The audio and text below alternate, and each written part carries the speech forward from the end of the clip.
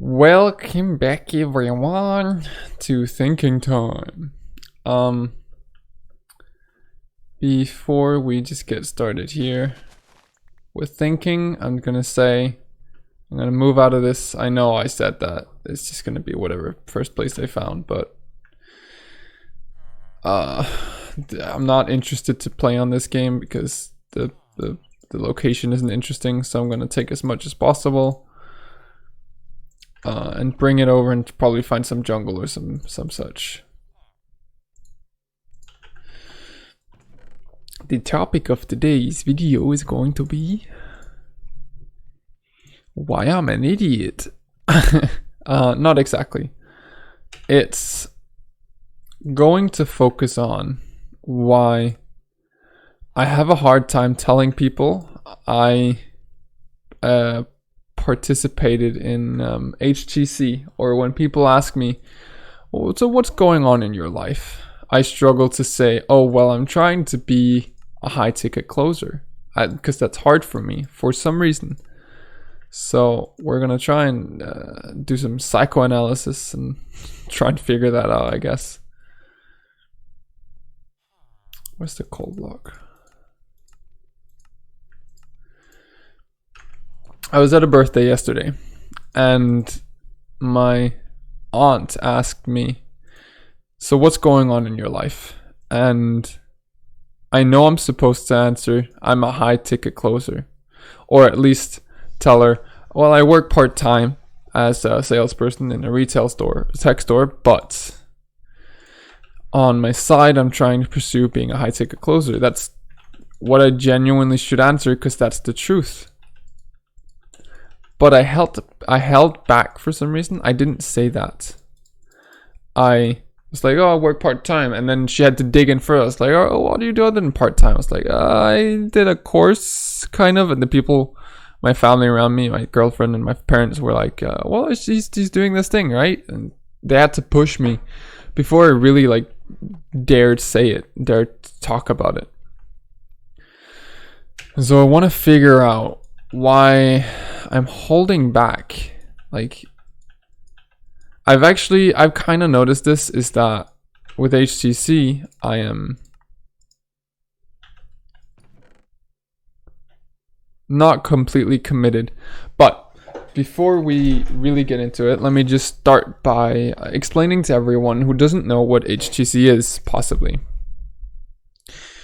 High ticket closing, or the high ticket closing certification program, is a course taught by Dan Locke that has a focus on becoming a high ticket closer. Now, what does that mean? Well, a lot of the course focuses on mindset, so there's a large focus on that.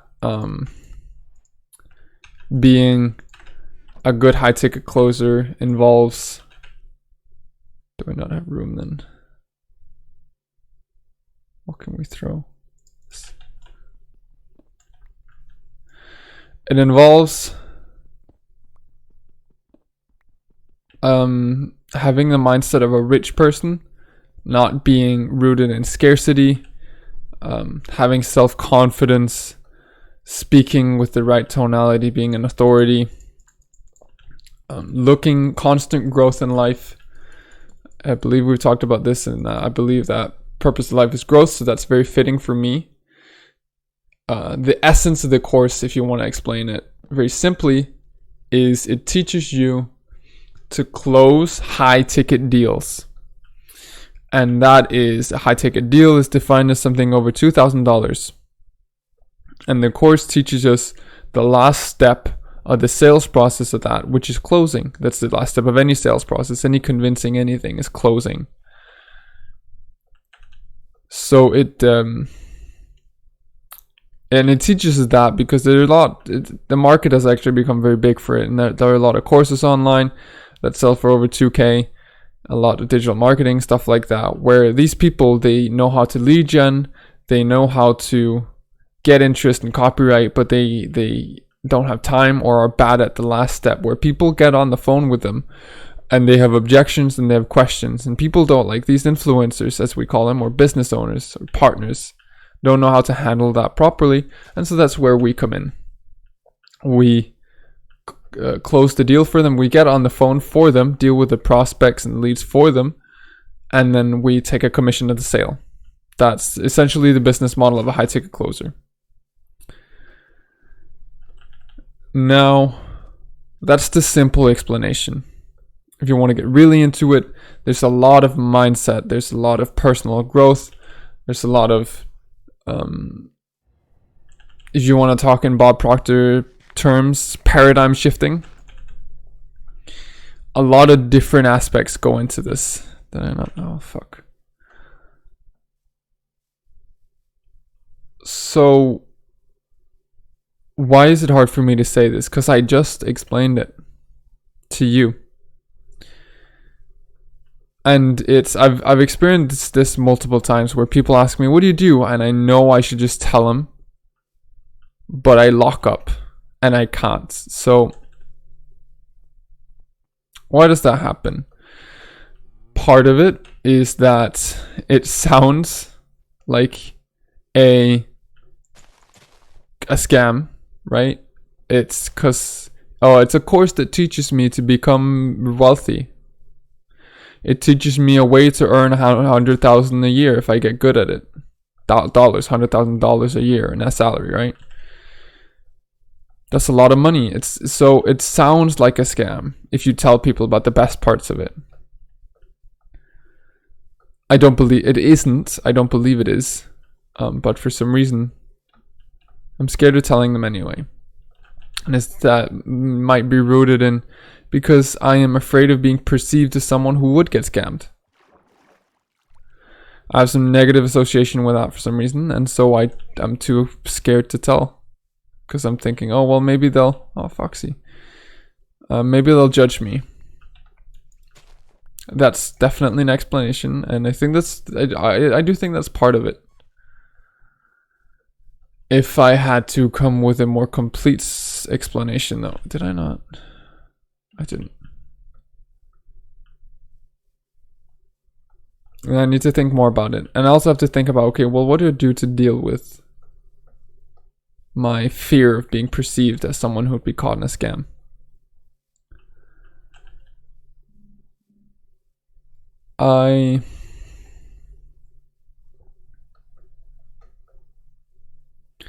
When my family forced it out of me, my aunt seemed interested.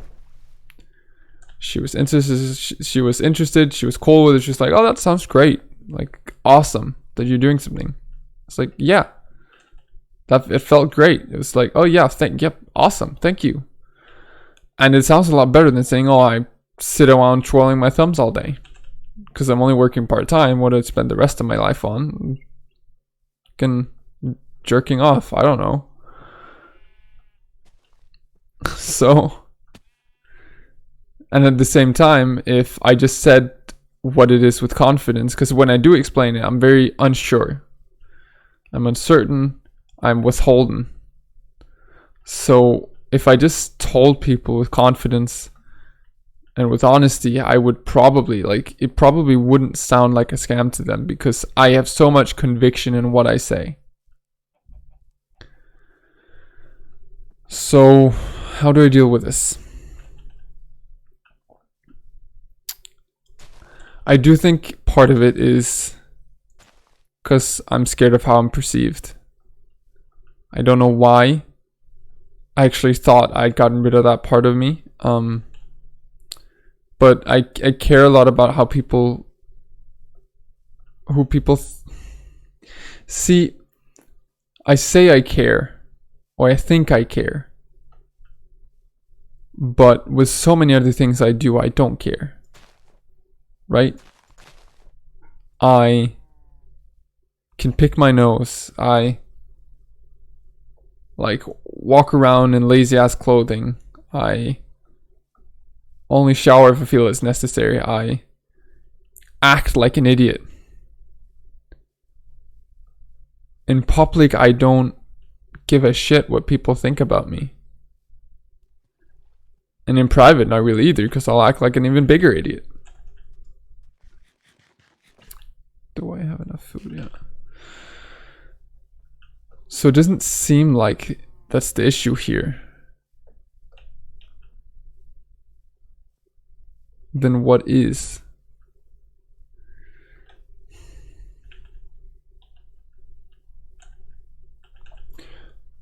I've always seen myself as a very intellectual person.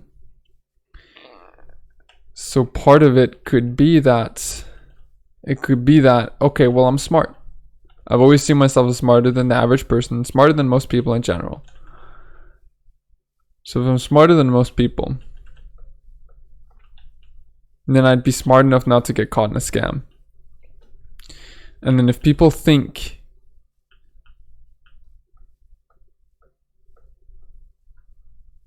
that I get caught in a scam, it breaks the one thing I care about. It breaks their perception of the one thing I cared about them thinking about me. And that is that I was a competent, smart person. I was clever. Because as much of an idiot as I look, as much as I act like an idiot, I never let anyone treat me like an idiot. I never let anyone think I'm dumb.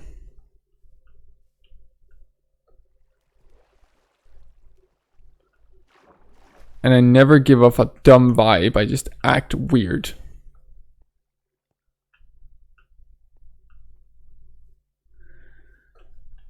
Did I not bring wood? Am I an idiot? Yes, I am. There. So it could be that. Maybe I have a deep-rooted fear that people will think of me as dumb. Maybe when I was bullied as a kid, I managed to throw everything aside, but I was still smart. And that was the image I created for myself, and that was my self-defense. Okay, so that sounds like a good theory to me so far.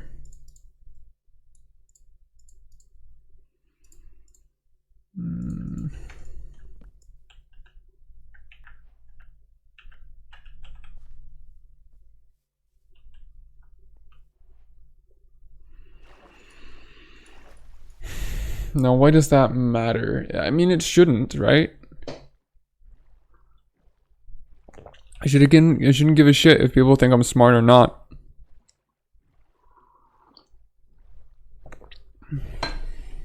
Well, that's not true. We should care how people perceive us. I think that's something I learned with clothing, is that you should use clothes as a tool to give people the impression you want them to get.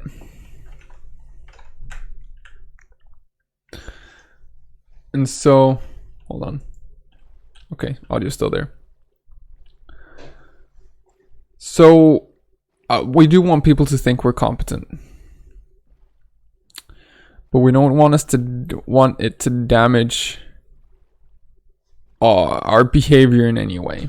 We don't want it to affect the rest of our lives, right? I mean, that much should be obvious. So, what do I do?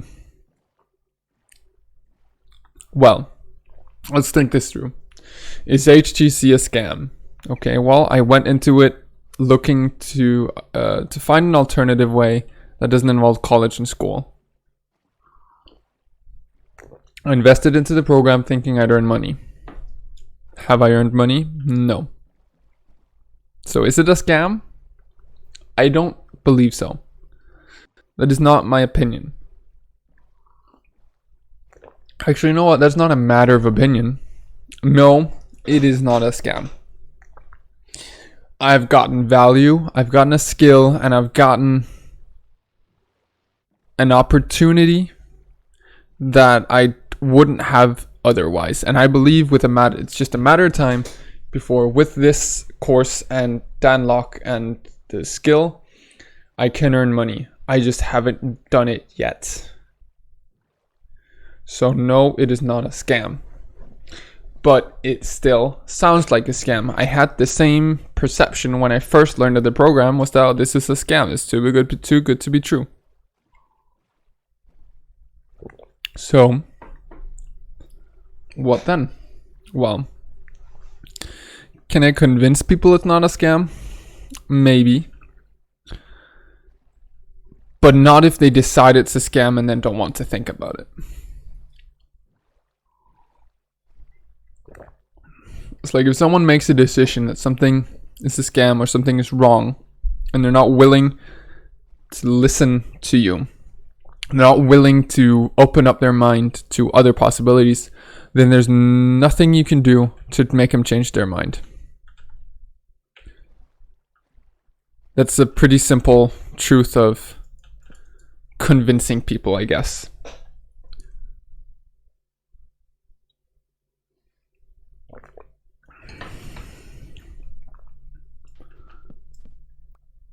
Then why does it matter if people think it's a scam? Well, as I mentioned, it matters because I want them to have a perception of me being smart. Okay. What happens if they don't think I'm smart? They're going to treat me dumber. They are not going to come with opportunity. I mean, if we talk business, they're not going to come with business opportunities to me because they think I'm less intelligent. They'd probably go with someone more intelligent. They lose trust in what I say. That's probably the biggest one. They lose trust in my opinion and everything I then say after that. If they get an impression that I'm dumb and an idiot, then my words lose weight. And that's not something I want.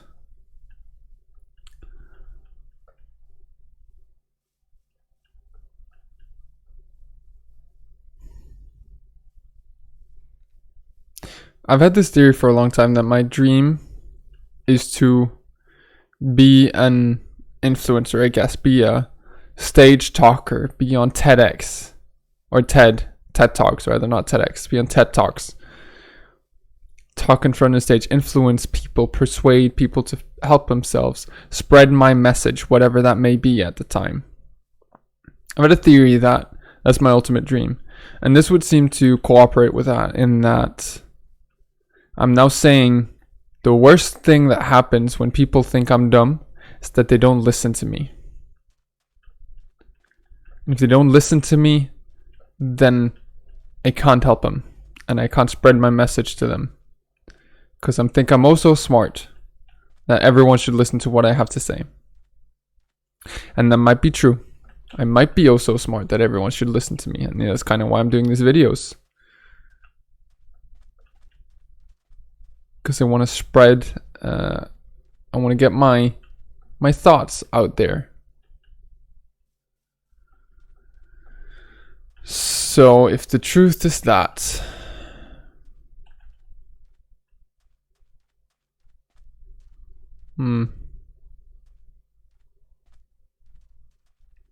okay.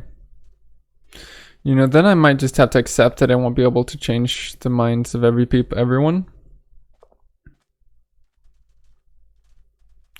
I could also say, if I fix the rest of my life, if I start wearing the clothes I want to wear, so I give an impression of someone successful, and if I walk up with my walk up straight with my back, with my shoulders back, if I talk with the right tonality, if I look healthy and fit, then even if I sign up for a program that people think is a scam, they might still listen to me because everything else points to success and that one thing points away. And so in their mind, that's just an anomaly, or they might be wrong.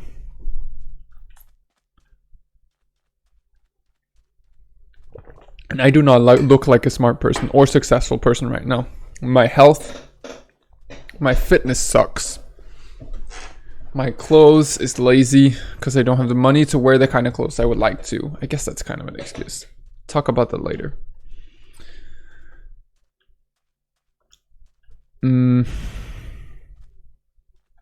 My life is boring to some extent.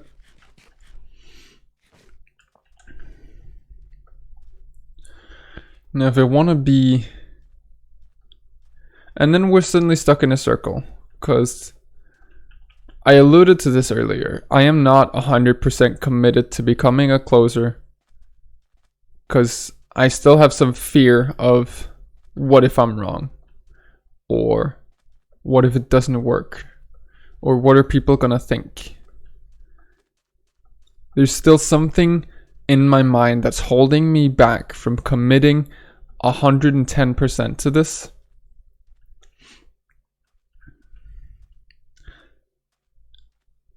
And it's that, most likely that same thing that stops me from being confident when I tell people what I do.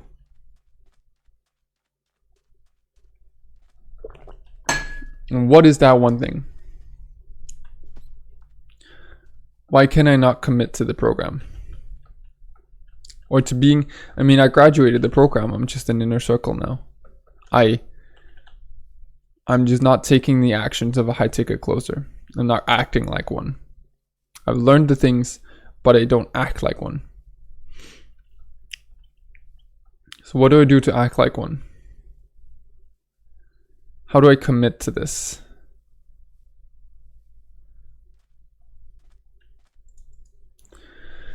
I think it's a fear of failure. Some might say a fear of success. So let's go through both cases.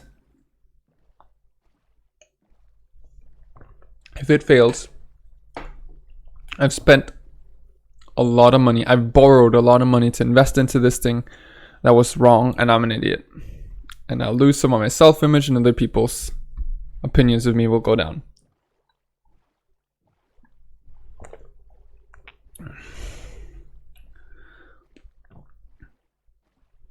But I don't really believe this is a scam.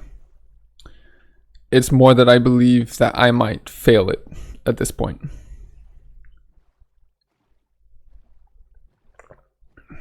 But then, how do I stop that from happening? How do I stop myself from failing? Because, okay, so I know it works. Now I just have to make it work for me. What is stopping that from? What's the only variable there? That's me. So, the thing I need to do to make it work for myself is to commit 110%. But I can't commit 110% because I'm scared of failing. I mean, if I commit 110%, I won't lose anything because I'm not doing anything other than this. I have my part-time job. I won't get rid of that until I get success anyway. I still have my fucking bills to pay. So the only thing I'd lose is time, but at the same time, I won't spend that time on anything else if I didn't commit 110%.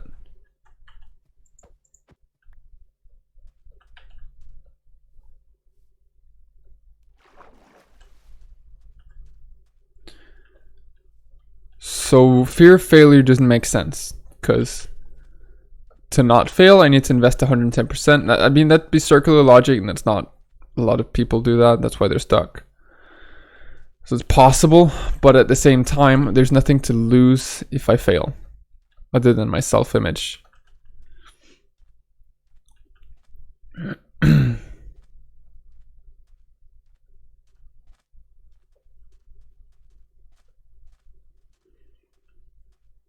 There's one thing, I guess. If I had to rationalize my fear of failure, if you want to call it that,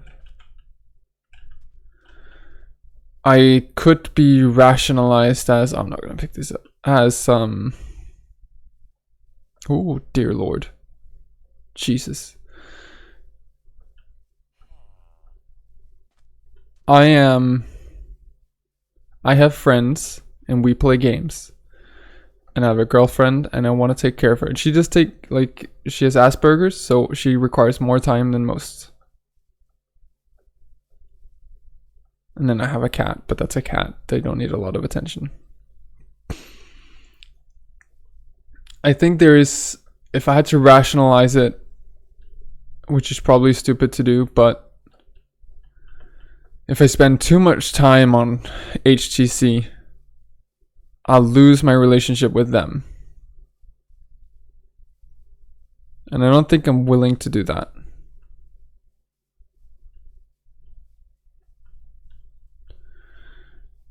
But the problem is I impulse spend time with them. It's like, if you want to save money, you don't have to give up shopping. You just have to not do it impulsively. Just as long as you plan it and give yourself a budget, it's okay to go shopping and waste money on things you don't need. That's okay, as long as you don't overdo it. So while I could rationalize it, at the same time, it's not a rational rationalization. There's a counter argument, and that is, I can still spend time with those people and maintain my relationships with those people. I just need to do it purposefully and active, like planned, right? Not impulsively.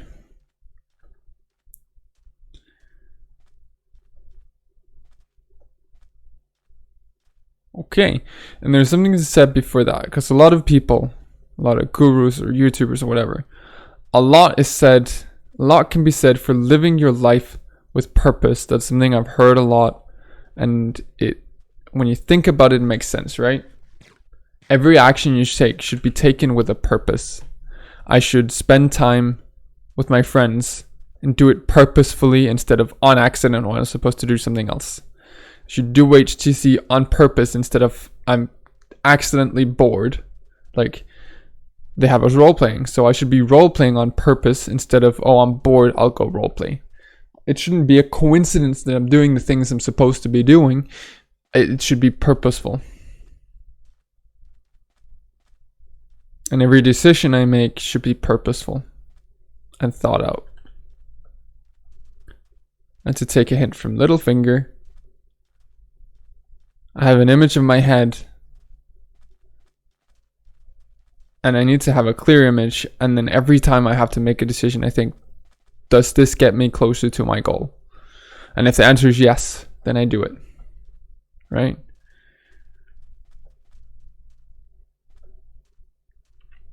So I should maybe invest a bit of time into Jordan Peterson's future authoring program, which I bought a while ago. I just haven't done it yet. And he has said that's one of the most impactful ones.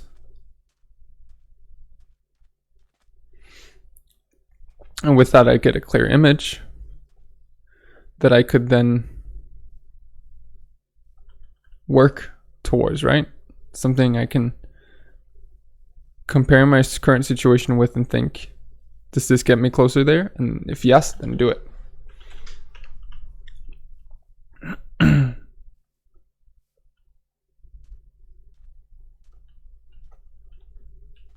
You know, there's a beauty in that quote. I'm going on a tangent here, but there's a beauty in saying, when I make a decision, I think, does this get me closer to where I want to be? And if the answer is yes, I do it. Because he isn't saying, because you can think of a hypothetical where, okay, let's say the goal is get $100 or get $200, right? And your answer is take $100, or like someone's offering you $100, someone's offering you 50, and you can only take one, and you want to get to 200. Naturally, logically, the best answer is to take the $100 and be as be even closer to your. But according to that quote, it doesn't matter which one you take, because both of them are fine. Because, as he says, the only question he asks himself is, will it get me closer? Does $50 get you closer? Yes. So if he was presented with that first, he would take it and then lose out on the $100, sure, but he'd still be closer because he didn't know the $100 was coming. And I think and that's a good way of getting rid of paralysis analysis, I think, because a lot of people are like, okay, I can do this, I can take this one action, like HTC. And this tangent is suddenly becoming relevant again. I'm scared that HTC isn't the perfect solution for me. Right? Fair enough. But then am I supposed to sit around waiting for a minute, a month, a year, 2 years, a decade, until the perfect solution presents itself, and then I can go 110%? Because I know I have something in front of me that gets me closer to my goal, and so I should do it according to the quote. But a logical analysis might say, well, there might be a better opportunity up ahead, and so you should wait for that. And that's where paralysis analysis comes in.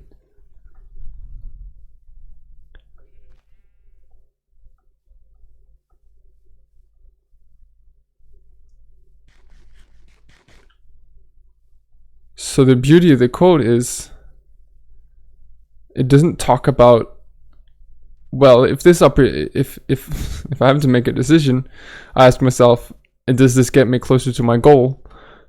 And if yes, then I ask myself, is there something that gets me closer to my goal that I could do instead? And if the answer is yes, then I ask myself, and then you're stuck, right? And you're just like, okay, well, this is something else that gets me even closer. And then you're stuck just trying to figure out what gets you there fastest rather than what gets you there in the first place. If I want to go to Copenhagen, I can walk or bike or take a fucking car. Say I have to get there in a week. Fine, right? I should probably take the car. But what if I don't have a car? Say I'm homeless, right? And I want to get to Copenhagen because there's a homeless shelter. This is a really weird hypothetical. Just bear with me. There's the only homeless shelter in Copenhagen, and I'm where I am now. It'll be like a day's walk. And I can do that. I can walk. Or I could drive. I could try and get a car, which would be faster. But no cars are picking me up, or I don't have a car. So do I just sit around waiting for me to get a car to magically, and then what? I probably don't even have the license. Probably don't even know how to drive a car anyway. The perfect opportunity presented itself, but I can't take advantage of it anyway.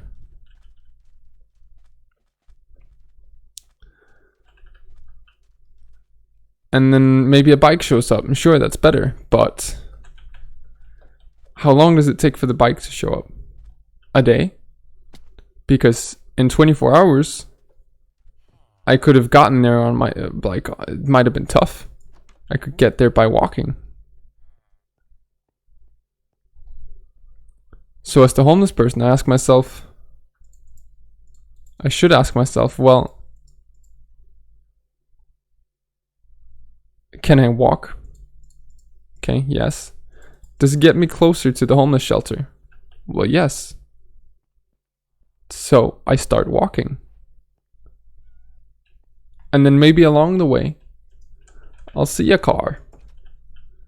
Or maybe along the way a bike shows up. But the chances are just as likely. No, let's not say that.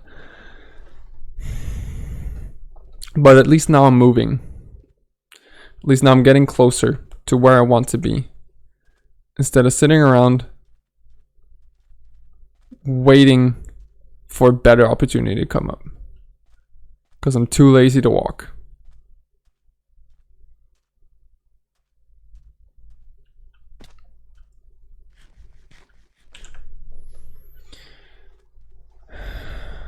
So yeah, that does kind of relate to the tangent related. Yay. It's a good quote, especially if you take it literally and then really think about it.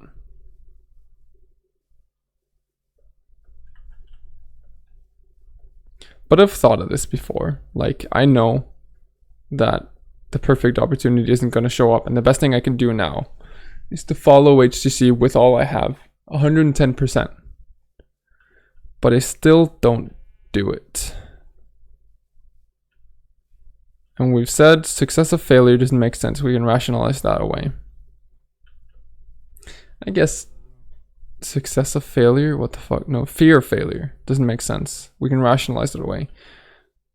I mean, there's a thing that we said that fears are irrational. So saying I'm not afraid of failure because it's irrational is dumb, because most fears are irrational, right?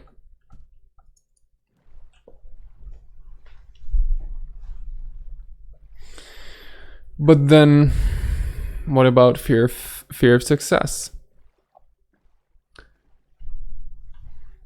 Let's say, what's the worst thing? Say I get to my goal, my money goal. I get to my money goal and I get to my personal goal. I am the perfect version of myself as I see it now. What's the worst that could happen along the way? I could lose my friends. I could lose my girlfriend. I could lose my cat, and I could lose my parents. Okay, sure. Is that gonna happen? Okay, how would that happen? Well, I spend so much time on HTC that I neglect everyone else. And I become such a fanatic about it that I ruin, imagine MLM people, right? They ruin their relationships with people because they're so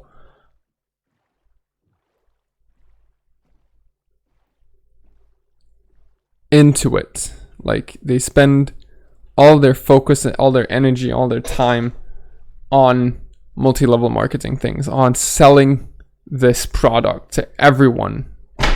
And because of that, they ruin their relationships with everyone. So yeah, okay. It could happen through neglect, and it could happen through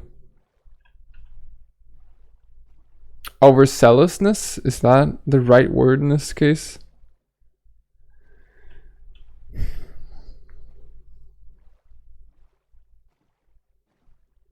It could happen because of becoming a fanatic.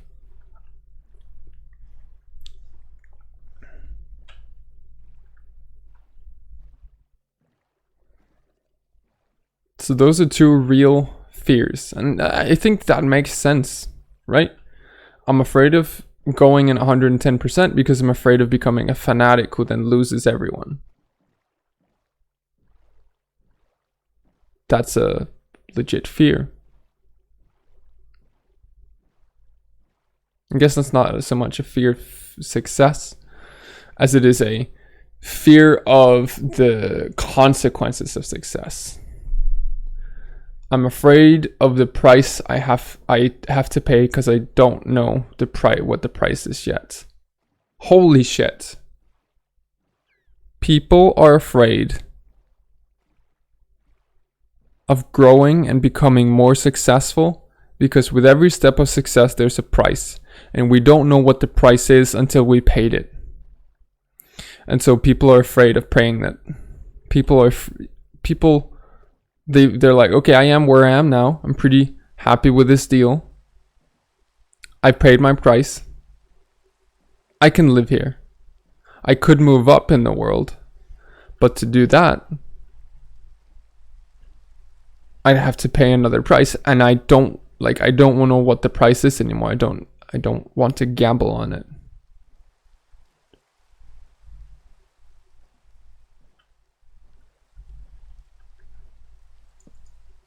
Because what if the next price is too much? What if I regret it?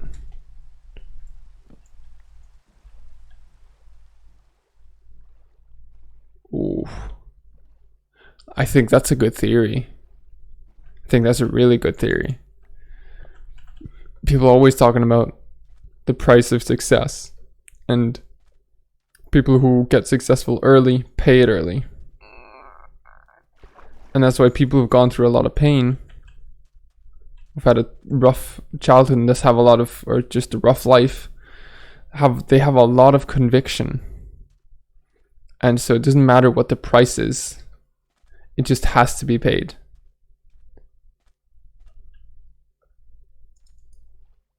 Oh no. Oh, there you go. I think that's a good theory. I think that's a really good theory.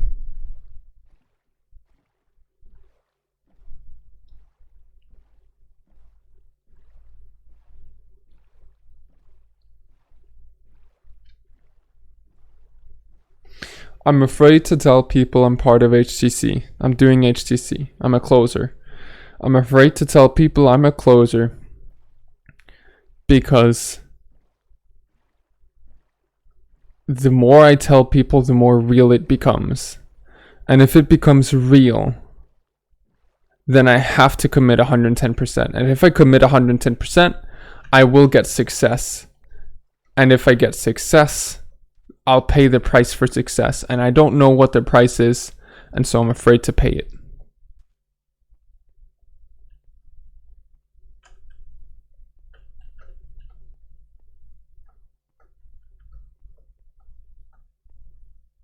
That rings true in my ears. To me, it sounds like the unfiltered truth.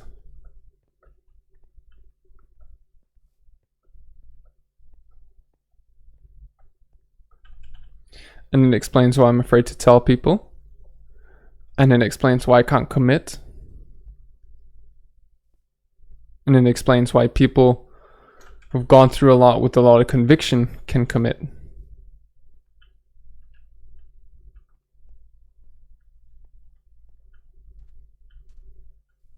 So then how do I overcome this?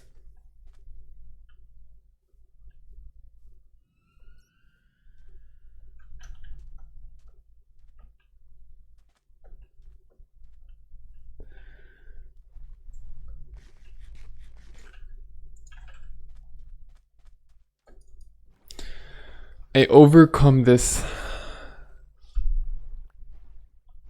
How?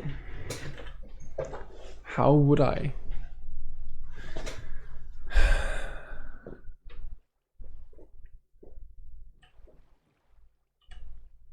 If I'm too afraid to pay the price. I don't know what the price is now, and I'm afraid I won't figure it out until I've already paid it, and by then it's too late. And so I'm scared of what the price is. Price of success.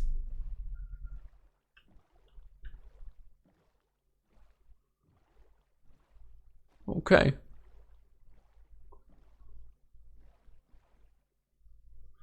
Well then, what's the price of failure?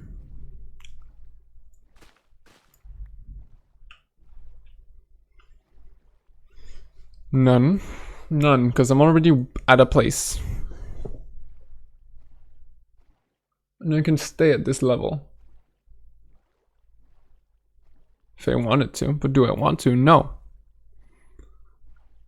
So there's a drive to move me up to the next level of success, to become more successful. But there's a fear of what the price I have to pay to get there. Okay, well, this fear is rooted in the belief that I'll only know what the price is after I've paid it. With no refund. There's no refund policy on this.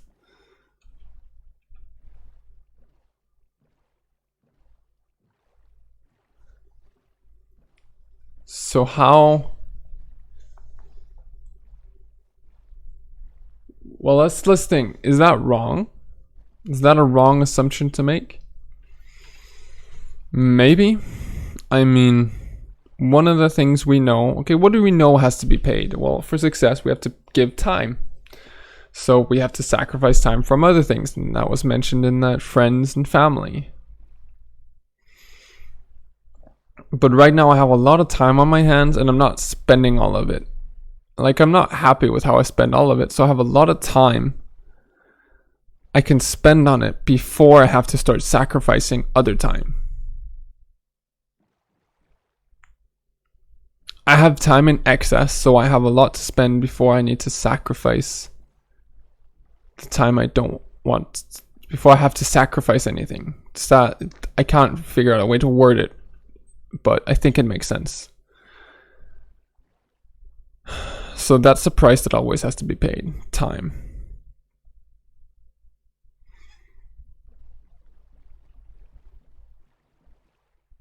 Money. I've already invested some money. Maybe I have to invest more.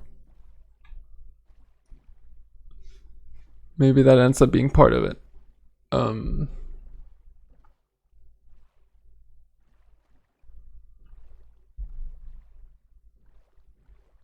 But I don't know. This is like, now I'm theorizing about, okay, maybe I have to invest a ton of money before I get successful. Or maybe I was just thinking relationships, I'll have to sacrifice. No, I don't know. The only thing we know you have to sacrifice is time.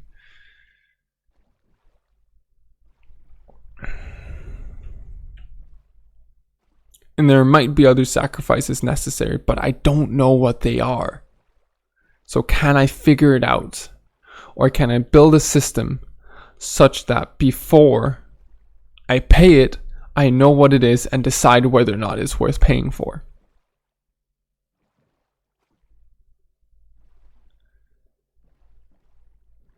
I think that's the best solution, is to build a system. Okay. So, what are the things I absolutely do not want to pay? Or that I'm just in general afraid of paying, like I'm hesitant to pay up with? Relationships with family and friends. Freedom. Time to play games. I still want to have fun.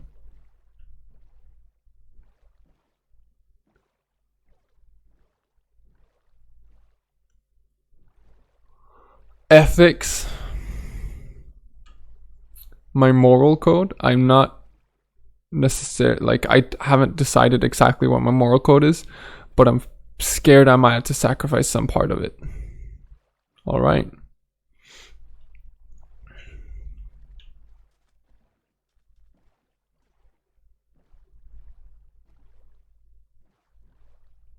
Personality.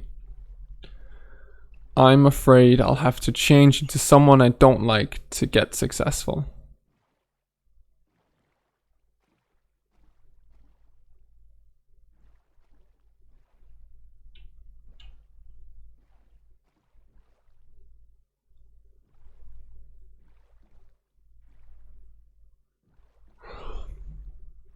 Those are the things I can come up with right now. So let's figure out ways to avoid losing those, or at least figure out if I have to pay for that before I pay it. Relationships. I think this one's easy. I communicate with people about what I'm doing and how I'm doing it. And I genuinely tell them and ask them to tell me if I am doing something wrong in their eyes. And I want to have open, clear communication with those people such that if I start acting in a way where I lose my relationship with them, or just start to lose my relationship with them, I am warned before it's too late. And so I avoid paying it before I'm willing to pay it. And I can be warned and say, okay, well, that much I'm willing to sacrifice. That is okay.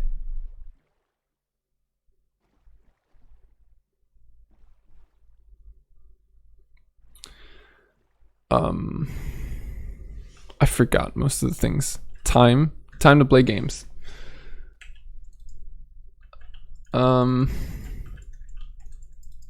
This is great.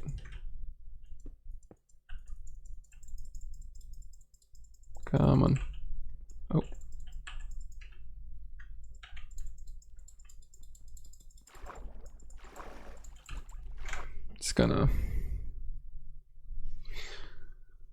Okay, it's afraid of having to sacrifice time to play games.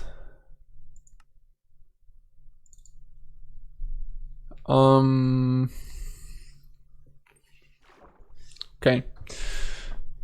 What am I afraid of here? Well, what if I have to sacrifice my... I don't know. Thinking time? No. Dota? I barely play Dota anymore. Divinity? I only play Divinity because it's with my friends.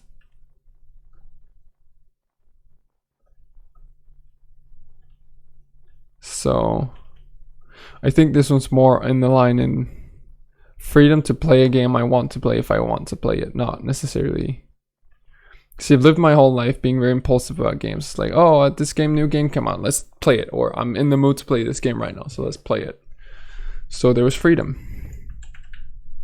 Okay. How do I... What freedom? Well, to play a game if I want to play it. Well, okay.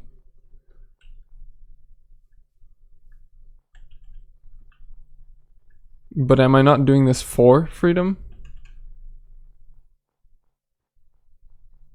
Because if I don't pursue this, I'll have to work hard as a student and then a full-time job, and I'll be forced to only play games in spare time hours.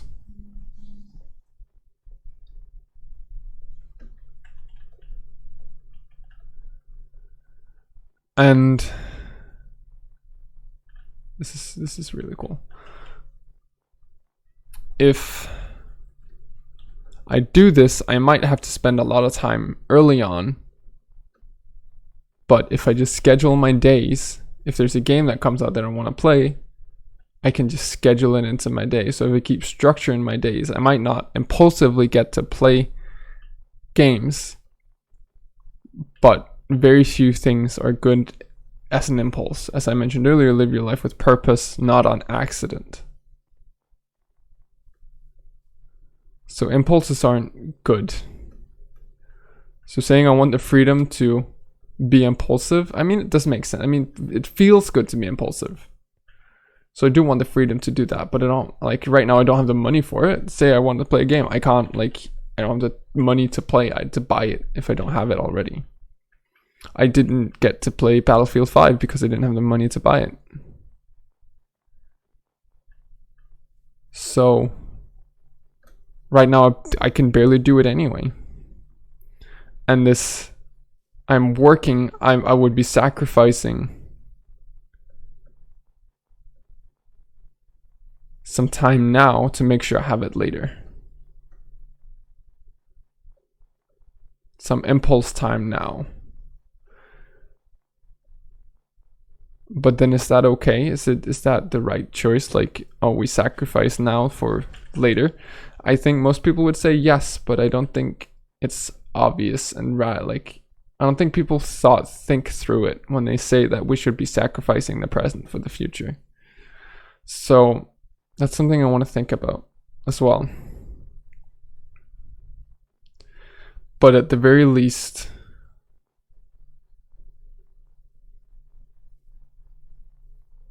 right now, I can... What can I do?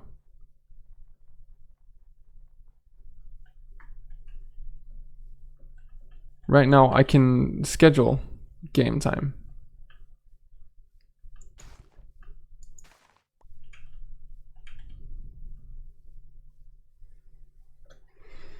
As long as I have a plan my days and schedule my days, I can just put game time in there as if there's something I want to play. And then just have the discipline to say no if like a special opportunity arises to play games. And then if I'm ahead on schedule, okay, fair enough, I'll let myself be impulsive, but only if I'm ahead. So work to get the freedom. And then I still get to be impulsive. I mean, sometimes I might. That's again, if I can just keep myself ahead of time, I'll be allowed to be impulsive a lot of the time. I just stay ahead.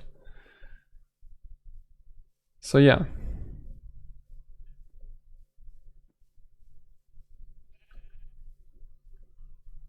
Being afraid to lose the freedom is not good. It's not smart. Like, it doesn't make sense. Whoopsie.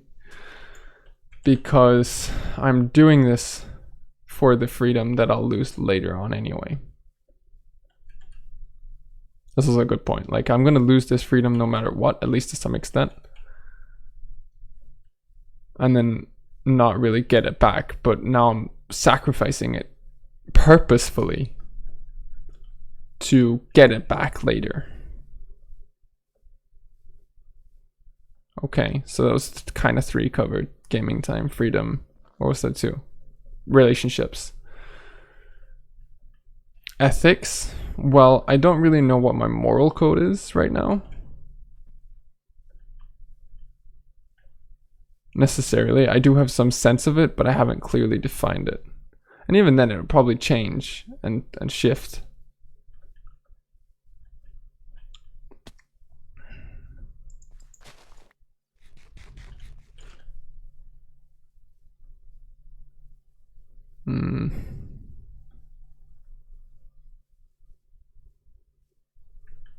I mean, most salespeople, in general, the image of a salesperson is sleazy and unethical, right? And that's not what I want to be. So, am I afraid that I have to become that?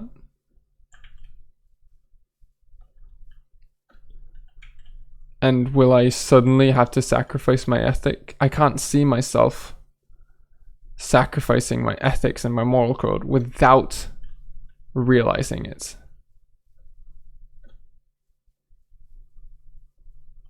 I just don't see how that would happen. Then I'd have to be tricked into doing it, I guess, but then it's not really my fault, is it?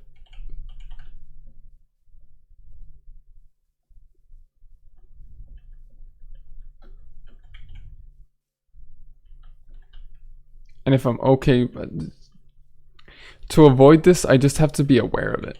Like, spend time discussing and evolving my moral code. If I spend time constantly involving it and discovering it and defining it, then I know what it is, and then I'll know clearly when something goes over my boundaries. And then I can say no. But also at the same time, if someone asks me to do something that is goes over my ethical boundaries, think, why does it do that? Why doesn't it go over his boundaries? Does my moral code need updating? And then I just have to have the trust in myself to not make a decision I'm going to regret. That's something I think a lot of people need. Like, enough trust in themselves to let them take decisions for themselves, right? I think that people are scared of taking decisions because they don't trust themselves enough to make the right one. So it's a big ask to tell myself that I have to trust myself. That's a big ask. So instead, what I'll do is I'll say when I'm unsure or I feel not good about something, I should discuss it with myself and with others until I feel certain, and not make a decision I am not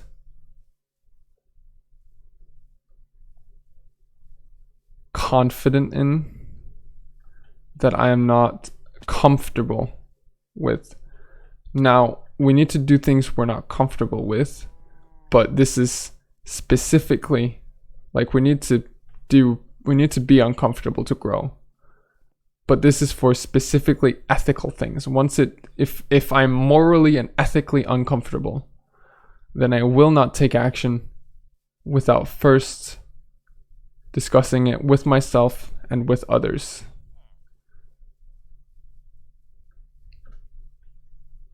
And if I'm unsure, like if I'm not specifically, explicitly comfortable with it, I might not be uncomfortable, but I might just be uncertain if I'm comfortable with it. I need to be explicitly comfortable with something before I do it. And so then I just have to plan, dedicate time to discussing it. And not hold back. So, okay. What's left? Personality. I think that's a big one.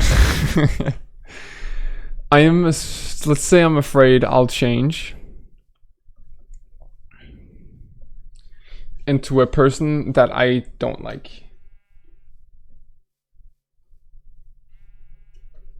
Now, we're running out of time here, so I'll try and do this one quick.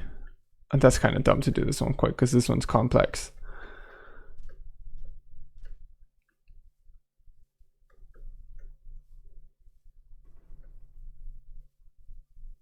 I am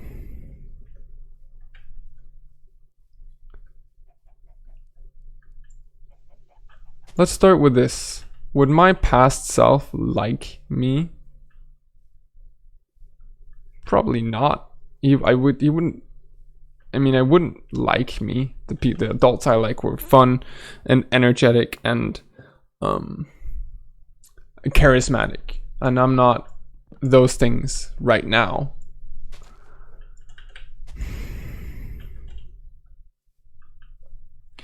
But is there anything I do right now that my past self wouldn't approve of? I think investing into the HTC program was incredibly uncharacteristic of me.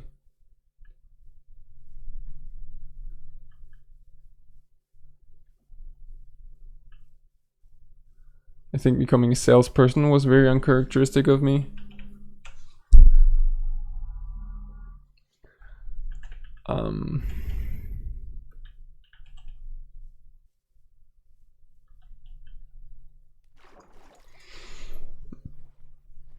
But I'm still a very logical person. I'm not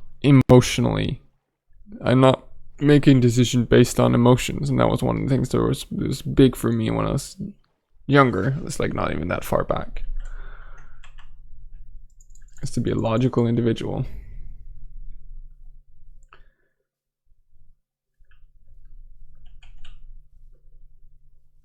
I think my past self would be kind of disappointed with where I am right now. I think they would expect to be further in life.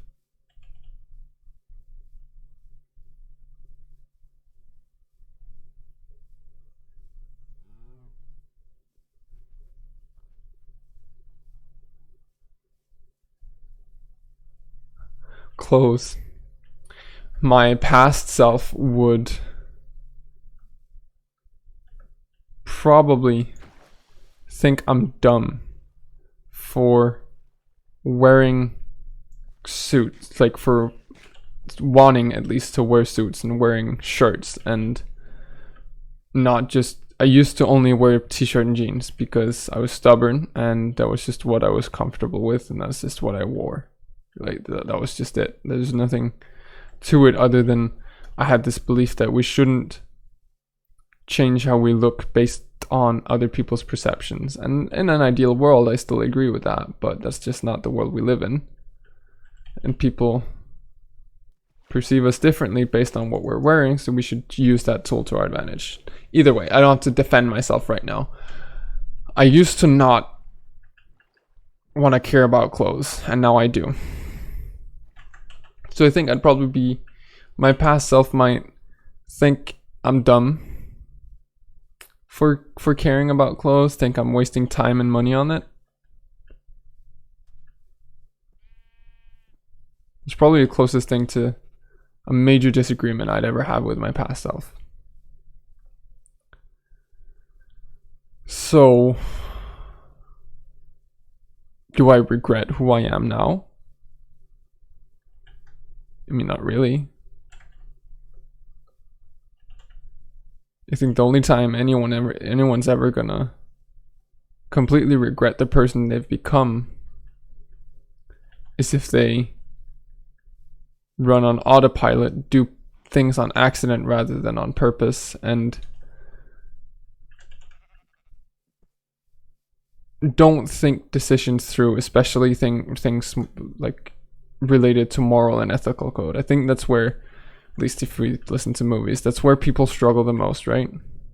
When they find that they've become a very amoral person, someone who doesn't care about ethics, someone who does anything, who does bad things for bad reason or for whatever, right? And then they come to that self-realization that they're a bad person, and then they have an identity crisis. They break down. But I think that happens because people run on autopilot.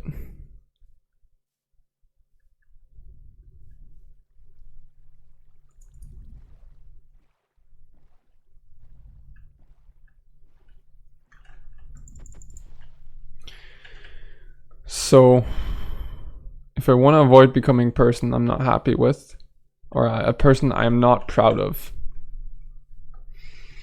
I just have to make sure that I stand behind every decision I make 110%.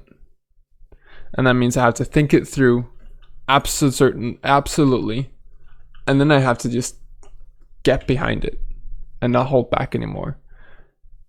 And then we kind of come back to the trust. Then I have to say, okay, well, I thought this through. I made a decision. Now I have to trust that this was the right decision and stand behind it. Be open to hearing other things, but for goodness sake, back yourself up, defend yourself. Don't just change your opinion because one person said something else. No. Do not lightly make decisions. Do not lightly change your mind. But when you do, have absolute conviction in what you believe.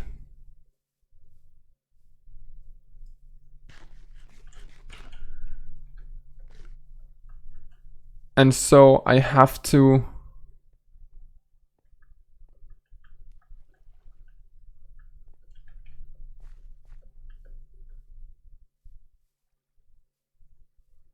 I think the best way to avoid becoming a person you're not proud of,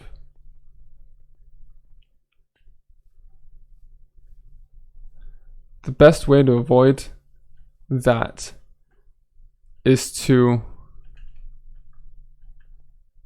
just think decisions through and then figure out some way to have enough trust in yourself and then stand behind it, for goodness sake.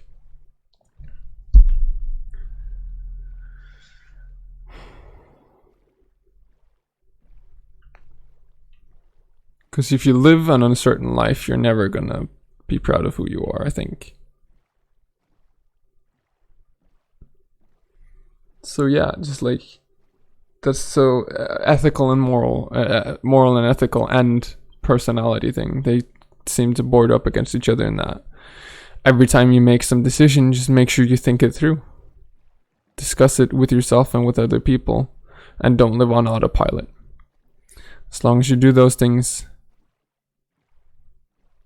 you won't ever regret something you decide. No, that's not true. That's not true. That's just wishful thinking.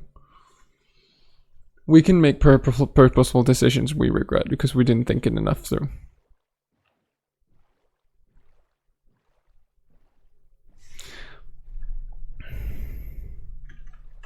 But then just don't live in regret. See, I'm not satisfied with this answer on the personality thing, but it's the best one I have now, and I think it's time we stop. So thank you for listening to this. I will probably continue this discussion some other time, and we tried to go through 5 reasons. I am not convinced, like I'm not 100% committed to HTC. I think 5 fears of success, 5 fearful pays of success, or prices. God, my English is bad right now. If I come up with more, I'll think about them. But if I can convince myself that I can avoid paying these prices without realizing it. If I can avoid paying these prices on accident, then I think I can stand behind my decisions 100%. If I just know that before I pay a price I will regret, I will at least have thought about it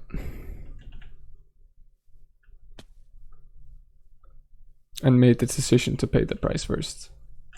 I think that's it. Yeah.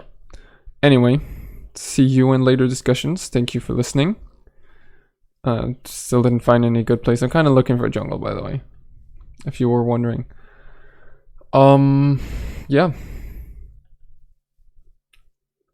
Think these things. Like, if you drew anything from what I thought about today, if you got anything from it, let it be that you should think your decisions through. You should consider things carefully. Don't be in analysis paralysis, I guess, but just